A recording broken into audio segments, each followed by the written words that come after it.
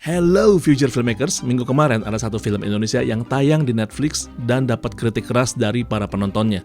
Padahal film ini tuh punya prestasi yang luar biasa, bahkan berkelas internasional.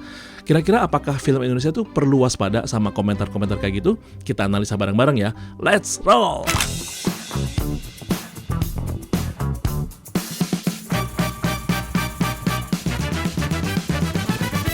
So, Future Filmmakers, film Indonesia yang tayang di Netflix ini dapat 9 nominasi di ajang FFI tahun 2023 dan menang dalam kategori penulis skenario adaptasi terbaik.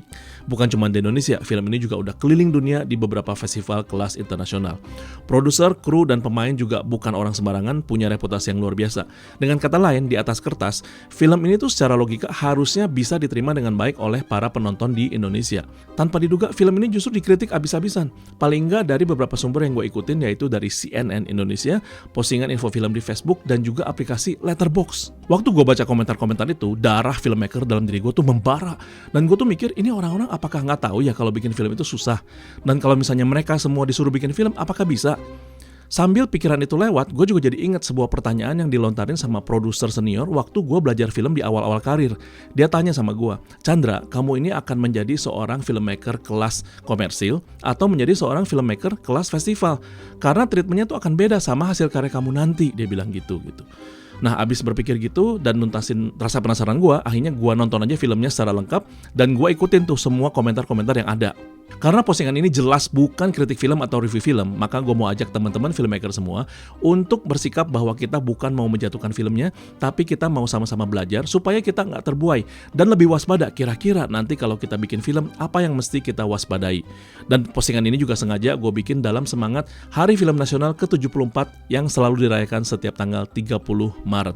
Nah, postingan ini cukup panjang, jadi gue akan bagi dua, karena paling nggak ada 8 hal yang bisa kita pelajarin dari komentar para penonton di film ini. Yang pertama, komentar tentang bintang film yang itu lagi. Banyak komentar yang bilang karakterisasi dari pemeran utama tuh sangat kaku dan nggak sesuai harapan. Walaupun memang ada sih yang komentar bahwa alasan mereka nonton tuh semata karena mengidolakan pemeran perempuannya. Ada juga yang anggap bahwa pemilihan pemain tuh hanya berdasarkan sentimen pribadi si filmmaker yang cuma ngandelin nama besar pemainnya tanpa mikirin jalan ceritanya. Sebetulnya ya, filmmaker Hollywood juga sering kok pakai strategi pemain yang itu lagi di film mereka. Tapi sebagaimana gue pernah mention di postingan gue sebelumnya, jebakan yang paling berbahaya memang kalau si filmmaker tuh hanya mengandalkan pemain hebat supaya filmnya disukai. Faktanya itu tuh nggak menjamin sama sekali. Yang kedua tuh komentar tentang chemistry para pemainnya yang dianggap lemah, di mana para pemain lain tuh kelihatannya tuh cuma sebagai hiasan dan nggak ada perkembangan karakter. Bahkan untuk karakter penjahatnya aja, itu tuh kerasanya tuh hambar aja gitu.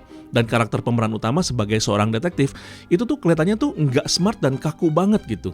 Nah, kita perlu tahu ya bahwa yang namanya karakter itu terbentuk dari motivasi sebab akibat dan juga konflik di dalam cerita.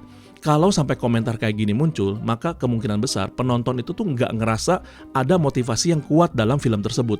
Yang ketiga, komentar soal pemakaian bahasa baku yang bikin emosi film jadi datar dan nggak natural. Komentar soal bahasan itu masih agak berimbang, karena rata-rata tuh masih bisa maklum. Bagaimanapun kita masih ingat ya, bahwa film itu juga kan karya sastra. Apalagi kalau kita lihat sejarah film kita, pemakaian bahasa baku tuh sebetulnya memang ada. Tapi memang semua komentar tentang pemakaian bahasa baku ini tuh tetap bermuara pada cerita yang mereka anggap rusak dan emotionless. Yang keempat, komentar tentang pace film yang lambat di depan tapi tergesa-gesa banget di belakang gitu. Nggak kerasa ada urgensi dari constraint waktu yang terbatas, sehingga penonton tuh susah untuk ngikutin dan peduli sama perjuangan karakter-karakter di dalamnya. Nah, flashback juga bikin mereka tambah bingung. Banyak yang nyerah karena ngerasa bosan dan ngantuk di 15-20 menit pertama.